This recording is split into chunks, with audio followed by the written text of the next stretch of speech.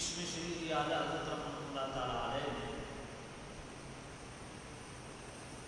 80 سے زائد اولاد کے حقوق بیان فرمائے،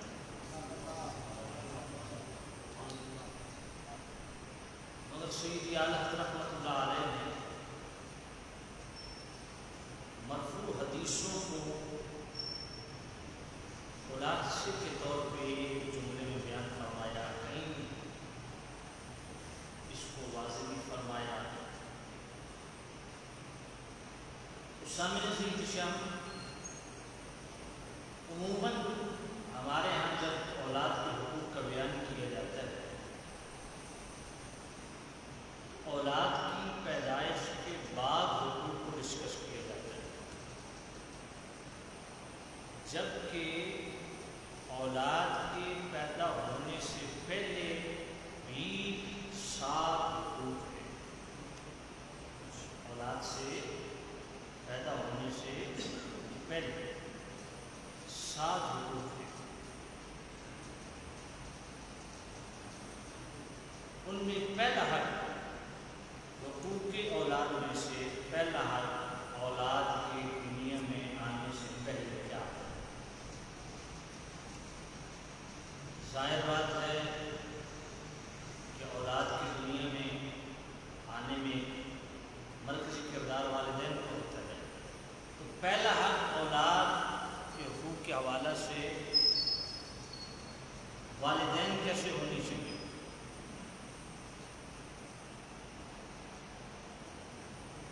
میاں بیوی کیسے ہونے چاہیے؟ ظاہر بات ان سے آگے اولاد ہوگی تو بنیاد جو ہے اس کو دیکھا جائے، بنیاد اچھی رکھی جائے۔ اس میں سیدی اعلیٰ حضرت پہلا حق فرماتے ہیں کہ شریف قبیلے سے رشتہ کیا جائے، یہ آنے والی اولاد کا پہلا حق ہے۔ کسی رذیل قوم سے اجتناب کرتا ہے۔ بعض علاقوں میں بعض قومیں بڑی جابر، غاصب، ظالم ترقی ہوتی ہیں، تو ایسی قوموں میں رشتہ کرنے سے اجتناب کیا جائے جو اس طرح کی اخلاقی رذیلہ میں ملوث ہے، تو رذیل قوم سے بچا جائے، شریف قوم میں رشتہ کیا جائے۔ آنے والی اولاد کی بنیاد میں اگر شرافت ہوگی تو آنے والی اولاد میں بھی شرافت کے اثرات نظر آئیں گے۔ پھر اولاد کی پیدائش سے پہلے دوسرا حق اولاد کا کیا ہے کہ قبیلے میں ایسے گھر کا تعین کیا جائے جو دیندار گھرانہ ہو، بد مذہب نہ ہو، بد عقیدہ نہ ہو، بد خصلت نہ ہو، بد فطرت نہ ہو، بد اخلاق نہ ہو، ایسے گھر کا چناؤ رشتے کے لیے کیا جائے۔ جو لوگ صحیح العقیدہ ہو، رشتہ ایسے سے جوڑیں جو مصطفیٰ سے جڑے ہوئے ہو، جو اسلام سے جڑے ہوئے ہو، جو دین سے جڑے ہوئے ہو، تو بنیادی طور پہ عقیدہ ٹھیک ہو۔ یہ بات اچھی طرح سے نشین کر لیں، صرف بینک بیلنس، نوکری اور مکان، ہم نے دیکھا ہے سب سے پہلے یہ ہوتا ہے مکان اپنا ہے، نوکری ہے، بس ٹھیک ہے نا۔ رشتے کی بنیاد دینداری ہونی چاہیے۔ رشتہ جوڑنے سے پہلے ضروری ہے اس سے پوچھو، ہاں بھائی ٹنا ٹن سننی ہے کہ نہیں ہے؟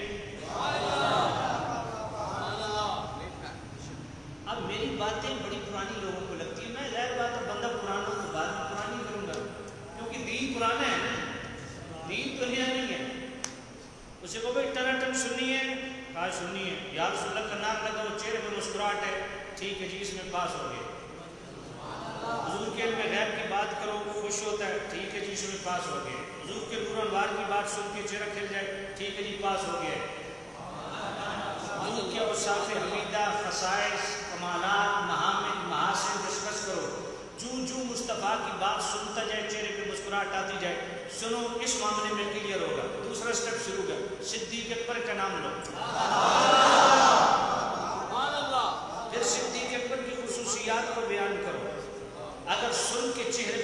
مسکراہٹ آتی ہے، کہا ٹھیک ہے، فاروق اعظم کا نام لو، عثمان غنی کا نام لو، مولا علی کا نام لو، حضور کے تمام صحابہ کے متعلق ایک جملہ پوچھ لو کہ حضور کے جملہ صحابہ کے بارے میں کیا آپ کا عقیدہ ہے کہ حضور کا ہر صحابی جنتی ہے؟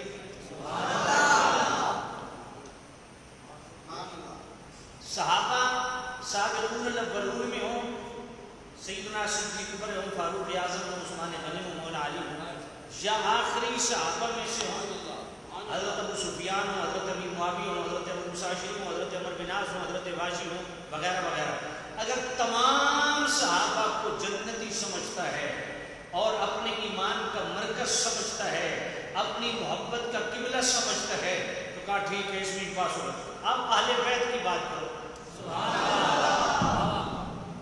اب حضور کی صحابہ، حضور کی آل، حضور کی ازواج، حضور کے بیٹے، حضور کی بیٹیاں، حضور کی ساری نسبتوں کا حیا کرتا ہے۔ پھر اولیاء کی طرف آ جاؤ، غوث پاک کا نام لو، خواجہ غریب نواز کا نام لو، معین الدین چشتی اجمیری کا نام لو، حضرت بہاؤالدین نقشبندی کا نام لو، جی ان اولیاء اللہ کا نام لو، اولیاء کے متعلق بھی کلیئر ہو گیا، ٹھیک ہو گیا جناب۔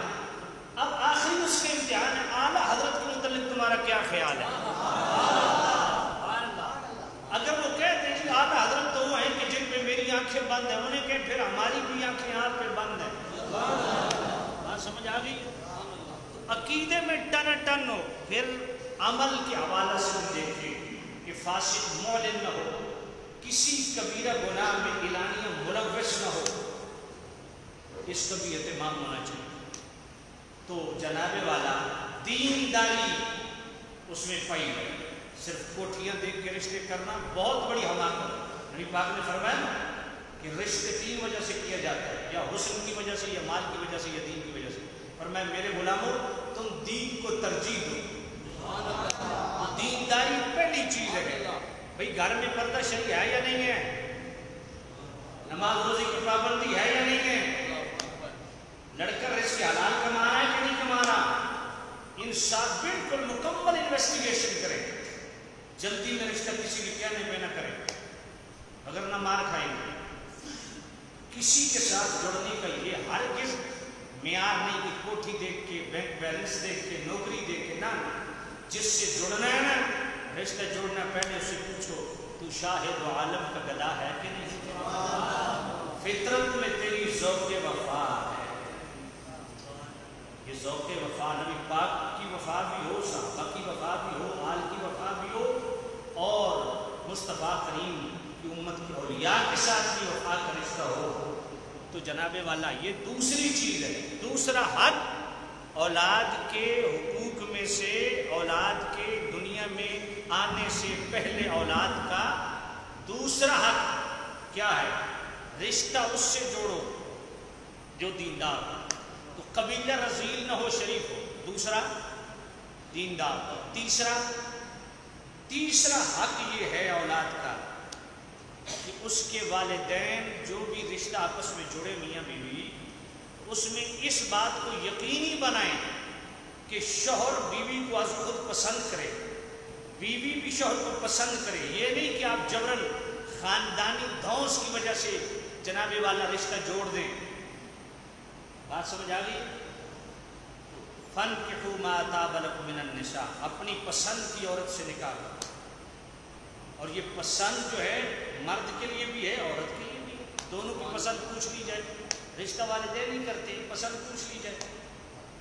خود نبی پاک صاحب اللہ صلی اللہ علیہ وسلم نے حضرت جلیبیب، حضرت مغیرہ، ان کو خود بھیجا کہ جاؤ جن سے رشتہ کر رہے ہیں ان کو دیکھا ہوا ہے یا نبی علیہ، فرمایا پہلے دیکھ کے تو آؤ جس کو گھر لانا ہے۔ اس لیے آل حضرت فرماتے ہیں بدصورت عورت سے نکاح کرنے سے بچو۔ آپ کہیں گے جی یہ کیا ہے جی، یہ تو بڑی عجیب بات ہے، بدصورت سے کون کرے گا؟ میں نے کہا آپ ہیں نا، آپ کریں، سمجھ نہیں آئی؟ جب ہم بتائیں تو کہتے ہیں دیکھیں جی بدصورت بھی تو اللہ کی مخلوق ہے، تو میں نے کہا آپ کریں، جب آپ نہیں کرتے تو یہی تو اعلیٰ حضرت فرمان ہے۔ کیوں؟ فرمائیں اس لیے کہ جب عدم دلچسپی پائی جائے گی تو اس سے نفرت بڑھے گی، دوری بڑھے گی، تو یہ آنے والی اولاد کے لیے معاملہ خطرناک ہے۔ تو جو رشتہ ہو رہا ہے ان میں باہمی دلچسپی ہو، محبت ہو، تو اس میں یہ تیسرا حق ہے کہ میاں بیوی ایک دوسرے کو دیکھ لیں، دیکھ کے پسند کر لیں، اس کے بعد رشتہ کریں۔ اللہ اور اولاد کے دنیا میں آنے سے پہلے چوتھا حق کیا ہے؟ جب رشتہ قائم ہو گیا، اب میاں بیوی کی جو قربت ہے، مقاربت ہے، جو عمل ازدواج ہے، ہم بستری ہے، اس میں سیدی اعلی حضرت رحمۃ اللہ علیہ نے اس بات کو لایا کہ وہ شیطان سے پناہ مانگے۔ یہاں اعلی حضرت نے حدیث تو نہیں لکھی، میں عرض کر دیتا ہوں۔ میرے کریم رؤوف الرحیم نبی صلی اللہ علیہ وسلم نے فرمایا جب بھی میاں بیوی ایک دوسرے کے قریب ہونا چاہیں تو یہ جو میاں بیوی کی مقاربت ہے، یہ جو قربت ہے، جو عمل ازدواج ہے، ہم بستری ہے، یہ محض لذت کے لیے نہیں ہے بلکہ افزائش نسل کا بہت بڑا ذریعہ ہے۔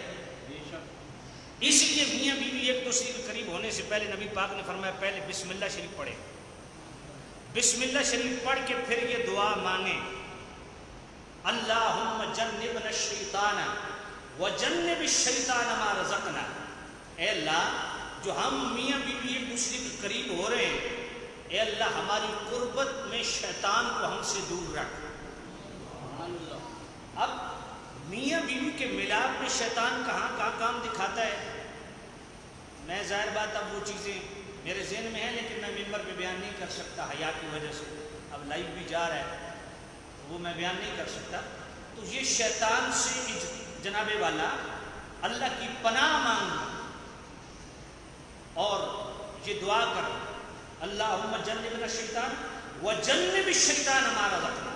اے اللہ ہمیں بھی شیطان کے حملوں سے، شیطان کے خلل سے، شیطان کی واردات سے محفوظ رکھ، اور ہمارے اس ملاپ سے ہمارے آنے والی اولاد کو بھی شیطان کے حملوں سے محفوظ رکھ۔ اب میں یہاں ایک عرض کرتا ہوں کہ جہاں ابھی اولاد دنیا میں آئی نہیں، آنے سے پہلے شیطان کے بچاؤ کا اہتمام، شیطان کی وارداتوں سے بچانے کا اہتمام اولاد کے آنے سے پہلے کیا جا رہا ہے، تو میں اس معاشرے کو نہ کوسوں تو کیا کروں کہ جو اولاد کے دنیا میں آنے کے بعد خود اولاد کو شیطنت سکھا رہے ہیں، شیطان کے راستے پہ لگا رہے ہیں، ان والدین کا کیا کیا؟ تو خدا کے لیے اولاد کو شیطانی عوامل سے، شیطانی عادات سے، شیطانی کاموں سے، شیطانی مجلس سے، شیطانی رشتہ داروں سے، شیطانی جناب والا ہر طرح کے افعال و اقوال و احوال سے بچائیے۔ یہ آپ کی ذمہ داری ہے۔ جس اولاد کے دنیا میں آنے سے پہلے ہی شیطان سے بچاؤ کا اہتمام کیا جا رہا ہے، تو دنیا میں آنے کے بعد اس اولاد کو شیطان سے بچانا کتنی بڑی ہماری ذمہ داری ہے۔ تو یہ جناب والا چوتھا حق ہے اولاد کا والدین کے ذمے، جو دنیا میں آئے گی، ابھی آئی نہیں۔ اور پانچواں حق کیا ہے اولاد کی دنیا میں آنے سے پہلے؟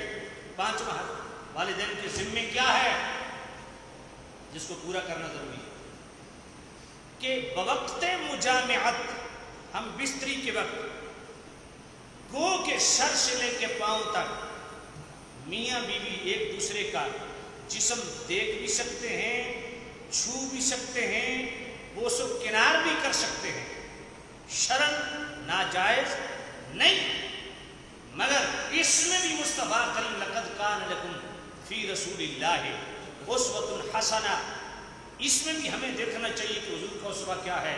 حضرت سیدتنا عائشہ صدیقہ رضی اللہ تعالیٰ عنہ فرماتی ہیں کہ زندگی بھر مصطفیٰ کریم نے میری شرمگاہ کو نہیں دیکھا اور میں نے مصطفیٰ کی شرمگاہ کو نہیں دیکھا، اتنا حیا۔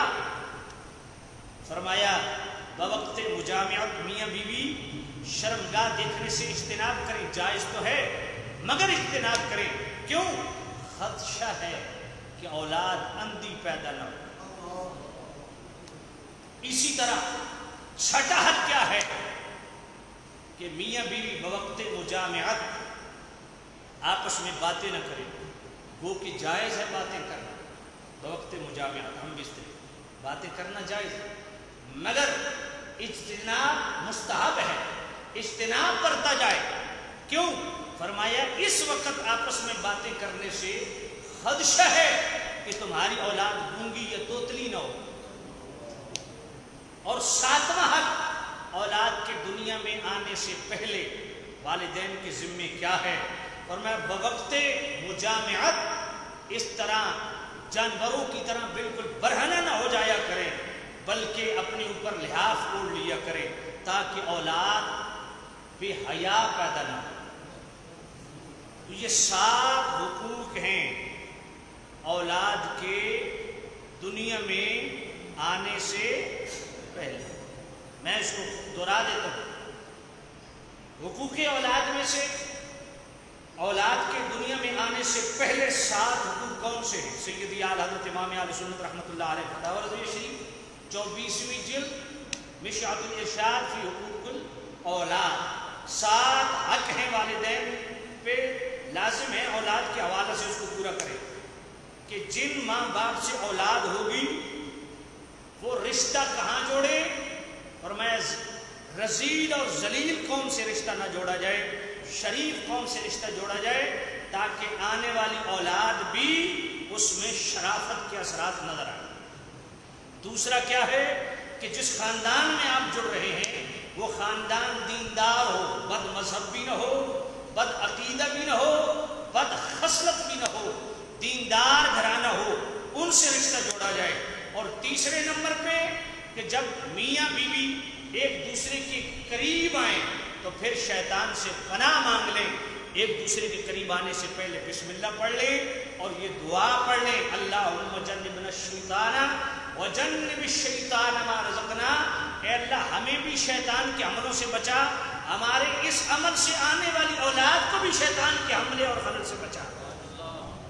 اور چوتھے نمبر پہ کیا ہے کہ بوقت مجامعت گو کہ سر سے لے کے پاؤں تک آپ میاں بیوی دوسرے کا جسم چھو بھی سکتے ہیں، دیکھ بھی سکتے ہیں، بوس و کنار بھی کر سکتے ہیں، مگر اس سے اجتناب کرنا چاہیے۔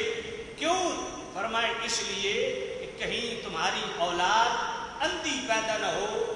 اور پانچواں حق کیا ہے، چھٹا حق کیا ہے کہ میاں بیوی ایک دوسرے کے قریب آنے پہ یہ اس بات کو یقینی بنائیں کہ وقت مجامعت آپس میں باتیں کرنے سے گریز کریں کہ اس سے اولاد گونگی اور توتلی پیدا ہونے کا خدشہ ہوتا ہے۔ اور 7واں حق کیا ہے کہ بوقت مجامعت جانوروں کی طرح برہنہ نہ ہو جائے بلکہ لحاف اوڑھ لیں، چادر اوڑھ کے مجامعت کریں۔ تو یہ 7 حقوق وہ ہیں، فرمایا اگر ان 7 حقوق کی ادائیگی تم نے کی تو انشاءاللہ تمہارا بیٹا بھی جو اولاد آئے گی، بیٹی بھی حیا والی ہوگی، بیٹا بھی حیا والا ہوگا، بیٹا بھی با کردار بنے گا، بیٹی بھی با کردار بنے گی، بیٹی بھی با برکت ہوگی، بیٹا بھی با برکت ہوگا، اور اچھے خصائل سے اللہ تعالیٰ ان کو متصف فرمائے گا۔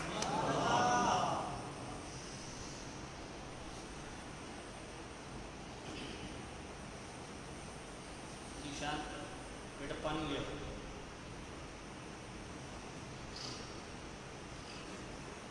اب آئیے حقوق اولاد میں سے اب جب اولاد دنیا میں آ گئی تو دنیا میں آنے کے بعد سب سے پہلا حق جو والدین کے ذمے ہے وہ کیا ہے کہ بیٹا اور بیٹی پیدا ہوتے ہی اس کے دائیں کان میں اذان اور بائیں کان میں اقامت کریں۔ اس کا فائدہ یہ ہوگا کہ الصبیان کے مرض سے اولاد محفوظ رہے۔ الصبیان یہ ایک بیماری ہے، بچہ اکڑ جاتا ہے، فوت بھی ہو جاتا ہے، تو اس سے بچہ بچ جائے گا اگر اس کے دائیں کان میں اذان اور بائیں کان میں اقامت کہی جائے۔ میں یہ جملہ یہاں ایک بولنا چاہتا ہوں، اللہ یقین جانیے رات کو میں یہ جملہ سوچ سوچ کے ہلکان ہو رہا تھا کہ اسلام وہ دین متین ہے اور اسلام وہ خیر خائی والا دین ہے جو اس حد تک مسلمانوں کی خیر خائی کرتا ہے کہ پیدا ہوتے بچے کو اپنی آغوش میں لے لیتا ہے. دائیں کان میں اذان، بائیں کان میں اقامت.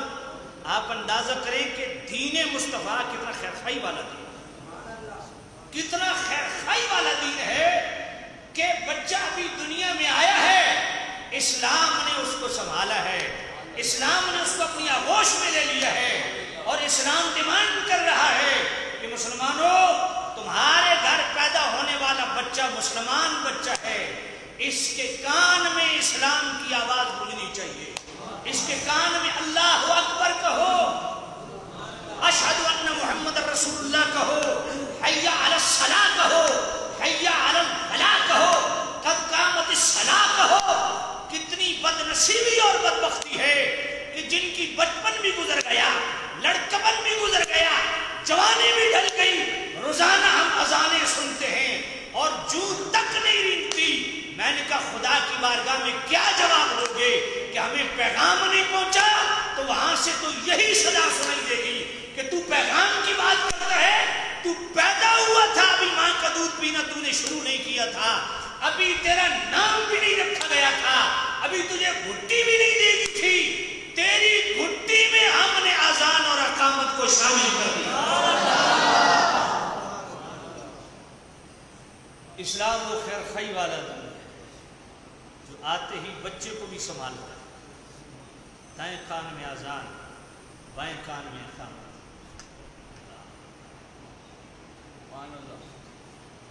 نعرہ تکبیر،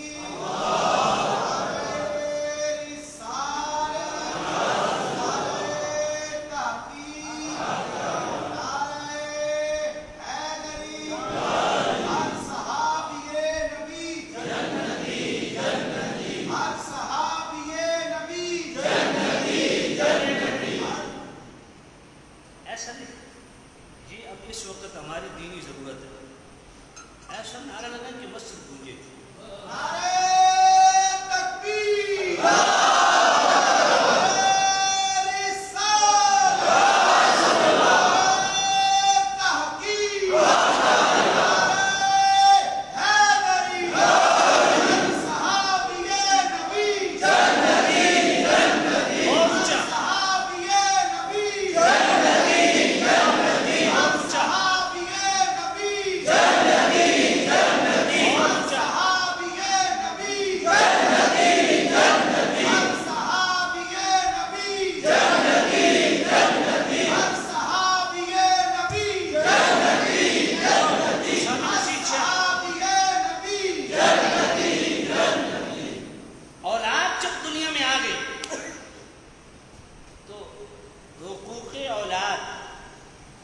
ولادت سے پہلے 7 حق بیان کر دی. ولادت کے بعد پہلا حق کیا ہے کہ دائیں کان میں اونچا بولیے، بائیں کان میں اقامت کی.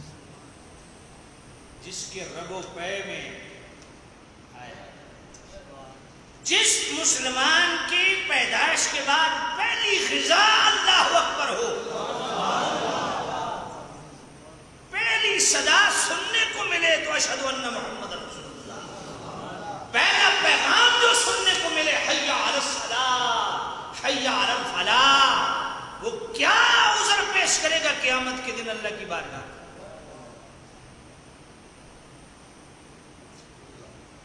اللہ اپنے بچے کو بٹھا کے نا ان کو یہ سبق دلایا کہ بیٹا جانتی ہو نماز کی اہمیت کیا ہے؟ جب پیدا ہوا تھا نا تیرے کان میں پہلی چیز جو تھی وہ اذان تھی. بیٹا آج ہم تمہیں نہیں کہہ رہے نماز پڑھو، آج علماء ہمیں نہیں کہہ رہے بیٹا نماز پڑھو مسجد میں آؤ. بیٹے جب تو پیدا ہوا تھا اس وقت سے تجھے بلایا جا رہا ہے.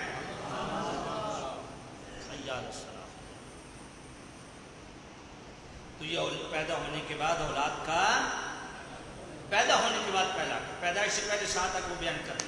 دوسرا حق کیا ہے؟ دوسرا حق یہ ہے اولاد کا کہ ان کو گھٹی دی جائے. حضرت ابو موسیٰ عشری رضی اللہ تعالیٰ عنہ روایت کرتے ہیں، بخاری شریف کتاب العقیقہ. حضرت ابو موسیٰ عشری رضی اللہ تعالیٰ عنہ فرماتے ہیں میرا بیٹا پیدا ہوا تو میں جس طرح مدینے میں بچے پیدا ہوتے ہیں اٹھا کے حضور کی خدمت میں لے جاتے، میں بھی لے گیا. فَحَلَّقَهُ بِتَمْرَةٍ، میرے نبی نے میرے بیٹے کو گھٹی ڈالی، تحنیق فرمائی، گھٹی ڈالی، کھجور لی، اس کو چبایا، اچھی طرح چبایا. جب وہ اس کا شیرہ بن گیا تو میرے کریم رؤوف الرحیم نبی نے گھٹی دی. واہ ابو موسیٰ عشری کے بیٹے تیری عظمت کو سلام.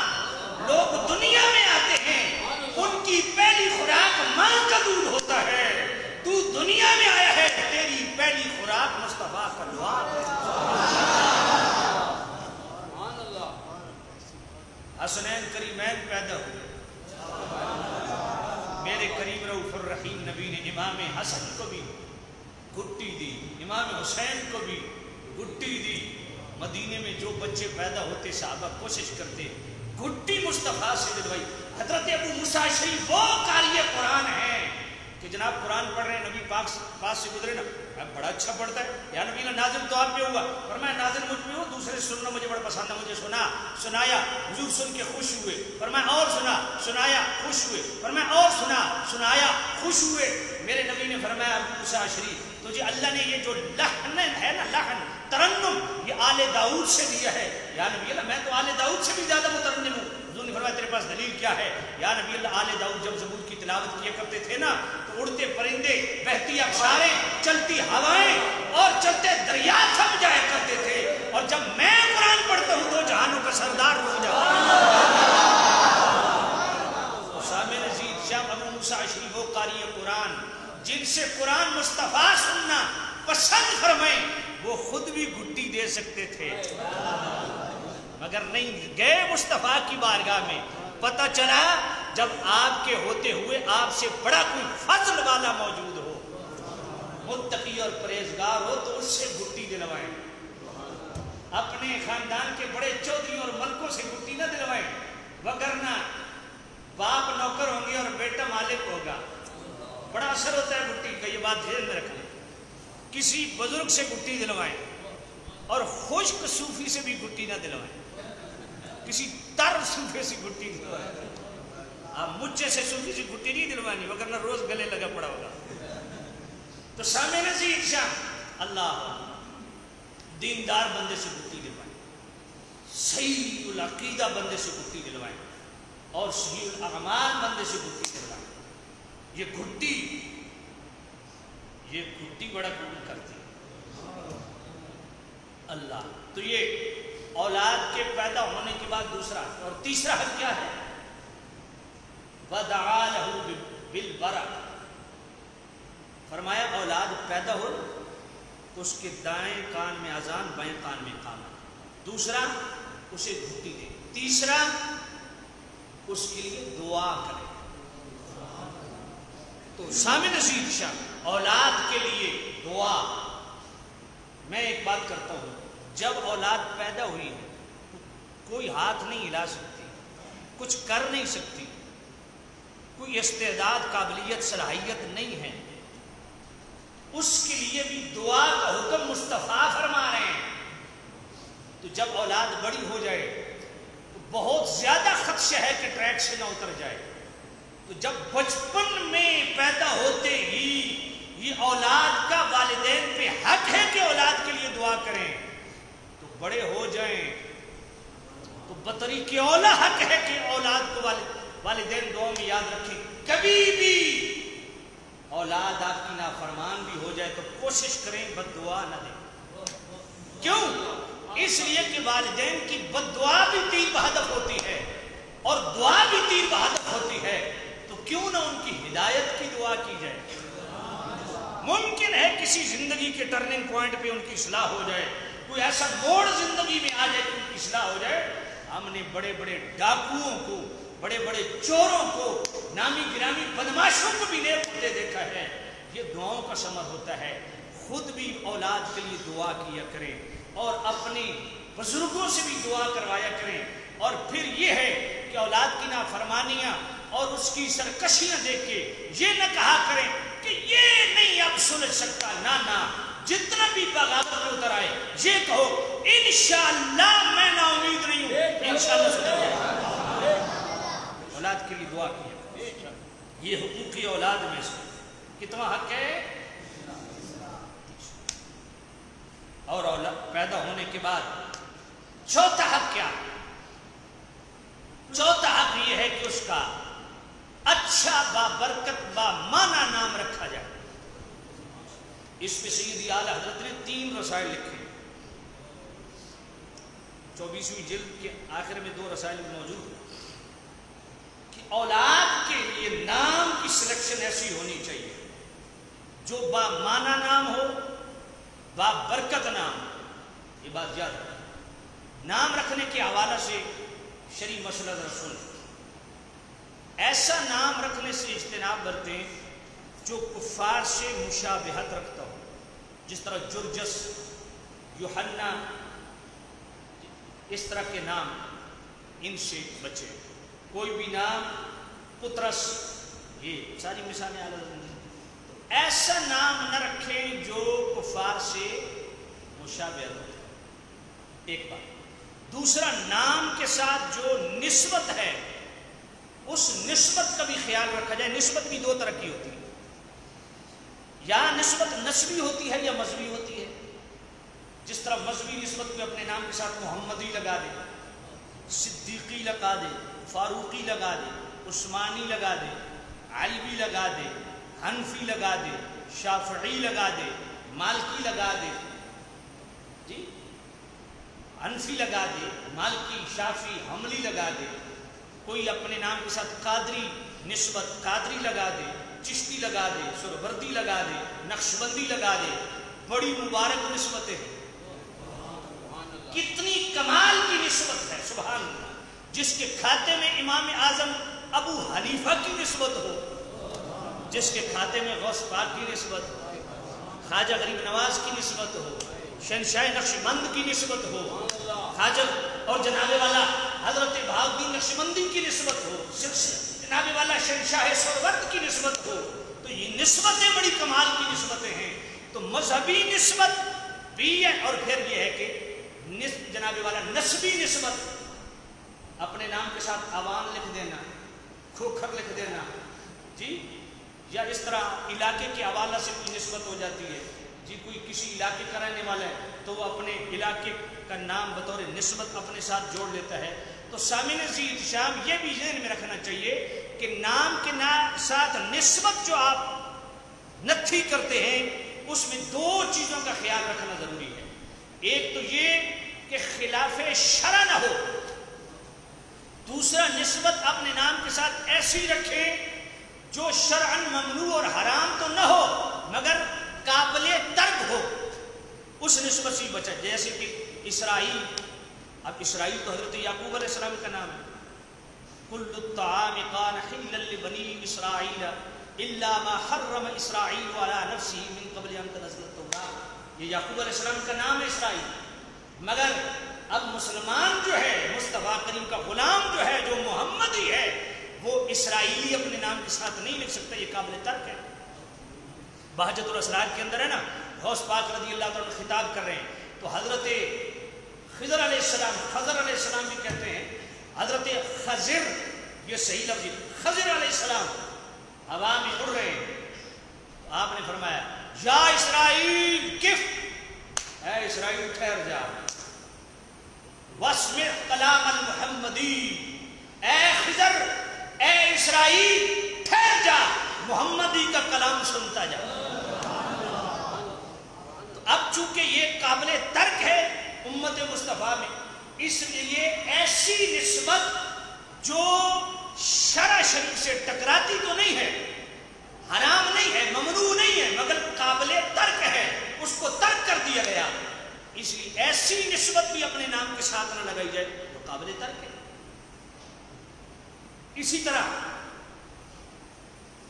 ایسا نام بھی بچے کا نہ رکھا جائے، یہ بچے کے حقوق میں سے ہے جب اس کا نام رکھیں۔ ایسا نام بھی نہ رکھا جائے جس کا معنی آپ کو معلوم نہ ہو. جس طرح یاسین ہے، طٰہٰ، اب یہ نام اگر کسی کا ہے بھی تب بھی وہ تبدیل کرے، اس کے رکھنے کی اجازت نہیں. ہاں غلام یاسین رکھ سکتے ہیں، غلام طٰہٰ رکھ سکتے ہیں، صرف یاسین نہیں رکھ سکتے، صرف طٰہٰ نہیں رکھ سکتے. فتاوی رضویہ شریف کی 24ویں جلد صفحہ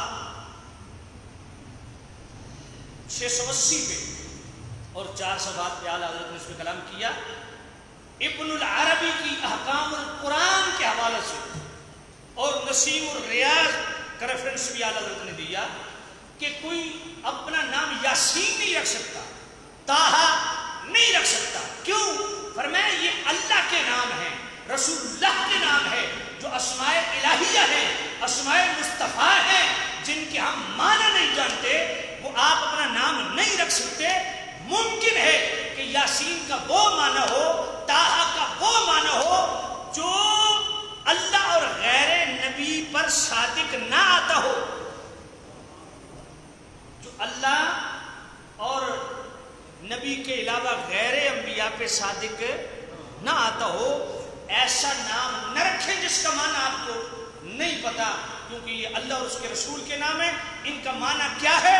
ہو سکتا ہے ان کا خاص وہ معنی ہو جو صرف اللہ کی شایان شان ہے، خاص وہ نام ہو جو صرف مصطفیٰ کی شایان شان ہے، اس لیے یہ نام بھی نہ رکھیں. اسی طرح بعض حضرت نام رکھ دیتے فخر الدین، تاج الدین، نور الدین، رکھتے ہیں کہ نہیں رکھتے؟ رکھتے ہیں نا. شمس الاسلام، نور الاسلام، شمس الاسلام، اسی طرح جناب والا بدر الاسلام. ان سے بھی منع کیا علماء نے. فرمایا یہ نام نہیں ہے، یہ القابات ہے. یہ کیا ہے؟ ان صفات سے جو متصف ہستیاں تھیں ان کو توسیعاً اس دور کے بزرگوں نے یہ القابات ان کو عطا کیے گئے. اب یہ بطور نام آپ نہیں رکھ سکتے. کوئی بھی ایسا لقب جو معظم فی الدین ہو یا معظم علی الدین ہو، اس سے ایسے معنی نکلے، فرمایا نہیں، وہ آپ کے لیے جائز نہیں. یہ القابات ہیں، یہ نام نہیں ہے. اس لیے کوئی بندہ اپنا نام محج الدین نہیں رکھ سکتا، تاج الدین نہیں رکھ سکتا، نور الدین نہیں رکھ سکتا، فخر الدین نہیں رکھ سکتا، اور جناب والا شمس الاسلام نہیں رکھ سکتا، بدر الاسلام نہیں رکھ سکتا. یہ باقاعدہ ساری ڈیٹیل اس کی موجود ہے. بات سمجھ؟ یہ القابات ہیں، نام نہیں ہے. اس لیے ان سے بھی اجتناب برتا جائے. پھر نام وہ رکھے جائیں جس کا معنی پتہ ہو، جس کا معنی پتہ ہو. اور کتنا اچھا ہے کہ کوئی مصطفیٰ کے نام پہ نام رکھے. حضور نے فرمایا نا سمو باسمی ولا ترکنوا بکنیتی. حضور نے فرمایا میرے نام پہ اپنا نام رکھو، میرے نام پہ بچوں کے نام رکھو، مگر میری کنیت کو بطور نام نہ استعمال کرو. میری کنیت تم نہیں استعمال کر سکتے. کوئی ابو القاسم اپنا نام نہیں رکھ سکتا. فرمایا میرے نام پہ اپنا نام رکھو، محمد نام رکھو.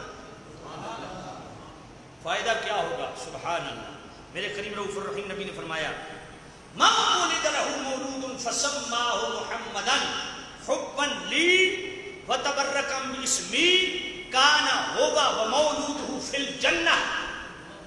فرمایا جو والدین اپنی اولاد کا نام میرے نام پہ محمد رکھیں، اور محمد صرف یوں نہ رکھیں کہ جناب والا ہر بندہ محمد رکھ دے، نہ، اس کے لیے 2 شرطیں ہیں.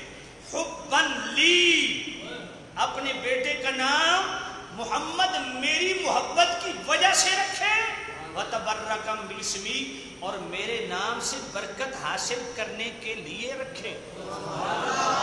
جو آج محمد نام بچے کا رکھتا ہے اس سے پوچھو بھائی 2 وجہ ہو سکتی ہے، حُبًّا لِّي وَتَبَرَّكًا بِاسْمِي. تو کیا آج بھی تو حضور کے اسم مبارک کے سے برکت ملنے کا عقیدہ رکھتا ہے؟ تو جس محبوب کے نام سے آج برکت ملتی ہے اس محبوب کی ذات سے برکت کیوں نہیں ملتی؟ فرمایا جو اپنے بیٹے کا نام محمد رکھے بن لی میرے محبت کی وجہ سے، وتبرکم بسی، میرے نام سے برکت حاصل کرنے کے لیے اپنے بیٹے کا نام محمد رکھے.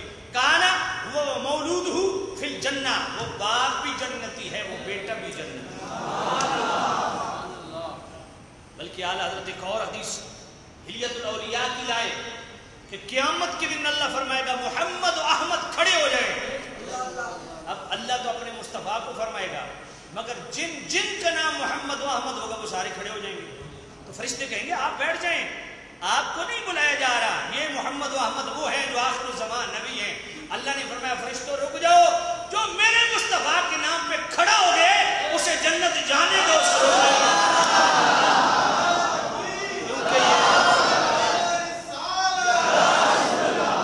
کیونکہ یہ نام کوئی کام بگڑنے نہیں دیتا، بگڑے بھی بنا دیتا ہے. یہ نام خیمہ افلاک استاد اسی نام سے. پڑھ دوں؟ نہیں پڑھتا. اس لیے نہیں پڑھتا کہ 2:20 ہو گئے اور میں نے تو ابھی آگے رضاعت حق ہے، حسانت حق ہے، سیانت حق ہے، ختنہ حق ہے، بہت سارے حقوق پڑھے. انشاءاللہ اگلے جمعے پہ تفصیل سے بیان کروں گا، اس میں کلام کروں گا. تو اس کو یہیں پہ میں وائنڈ اپ کرتا ہوں اور کلام اس لیے نہیں پڑھ رہا کہ ٹائم زیادہ ہو. چلو پڑھ دیتے.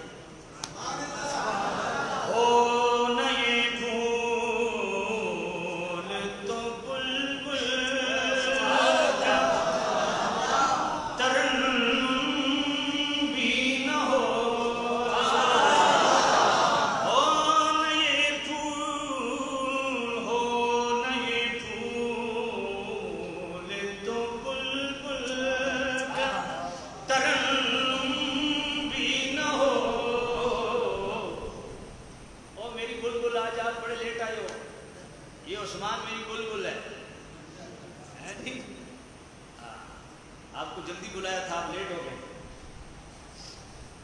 ہو نہ یہ پھول تو بلبل کا ترنم بھی نہ ہو، چمنے دہر میں کلیوں کا تبسم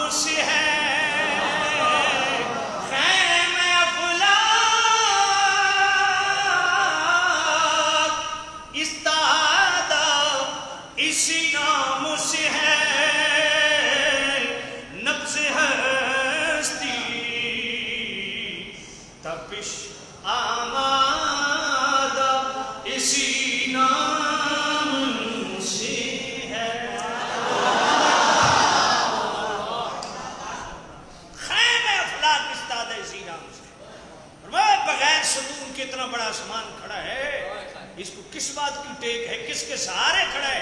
خیمہ افلاک استادہ اسی نام سے ہے، نبض ہستی تپش آمادہ اسی نام سے ہے. اللہ. تو سامعین عزیز، نام بچے کا ایسا رکھو جو با معنی ہو، با برکت ہو. یہی وجہ ہے کہ مصطفیٰ کریم صاحب اللہ جامع الترمذی کے اندر اس پہ پورا کلام موجود ہے. میرے کریم رؤوف الرحیم نبی صاحب اللہ صلی اللہ علیہ وسلم نے رکھے ہوئے ناموں کو بدلا. عاصی نام تھا، بدلا. حاکم نام تھا، بدلا. عزیز نام تھا بدلا، اور غراب نام تھا بدلا، حباب نام تھا بدلا، اسی طرح شہاب نام تھا بدلا۔ جن کے معنی اچھے نہیں تھے یا جن کے اچھے تھے مگر مطلق وہ نام اس سے اجتناب کا حکم، جس طرح غفور نام کس کا ہے؟ بولیے اللہ کا۔ میں نے آج کل عجیب غفور الدین، اسے کہو بھائی غفور کا مطلب تو ہوتا ہے مٹانے والا، تو دین کو مٹانے والا ہے، سمجھ نہیں ہے یہ تو غفور اللہ کا نام ہے، اب یہ نہیں رکھ سکتے۔ غفار، جبار، قہار، رحمان، یہ نام رکھ سکتے ہیں آپ؟ نہیں رکھ سکتے۔ تو خیر نام مصطفیٰ کریم نے چینج بھی کی۔ اسرم الف صاد رامی حضور نے تبدیل کیا، اسرم کی جگہ حضور آپ کریم صلی اللہ علیہ وسلم زرع رکھ دیا۔ اسی طرح جو ہے آسیہ، ایک تو ہوتا ہے آسیہ الف کے ساتھ، ایک ہوتا ہے آسیہ عین کے ساتھ، گناہ کرنے والی، حضور نے آسیہ چینج کر کے جمیلہ رکھ دیا۔ اسی طرح جو ہے برہ نیکی سے حضور نے تبدیل کر دیا، حالانکہ اس کا معنی بڑا اچھا ہے لیکن تبدیل کر دیا۔ اس کی جگہ اب کریم صلی اللہ علیہ وسلم نے ایک اور نام رکھ دیا زینب، برہ کی جگہ زینب۔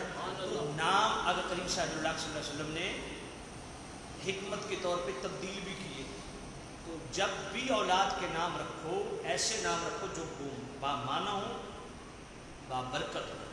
تو یہ اولاد کے حقوق میں سے ان کے پیدا ہونے سے پہلے 7 حق کیا ہے وہ میں بیان کر چکا، پیدا ہونے کے بعد کیا حقوق ہے ان میں میں نے اذان و اقامت کو بیان کر دیا، کان میں تحنیک کو بیان کر دیا، گھٹی کو، اسی طرح اور کیا تھی ان کے لیے دعائیں کرنا، ان کا نام اچھا بامانہ بابرکت رکھنا، یہ 4 حقوق آگے انشاءاللہ رضاعت کے حوالہ سے، خشانت کے حوالہ سے، سیانت کے حوالہ سے، ختنہ کے حوالہ سے بہت سارے حقوق رہتے ہیں انشاءاللہ، تو اگلے جمعے پہ اللہ نے چاہت عرض کروں گا۔ آخر دعوانا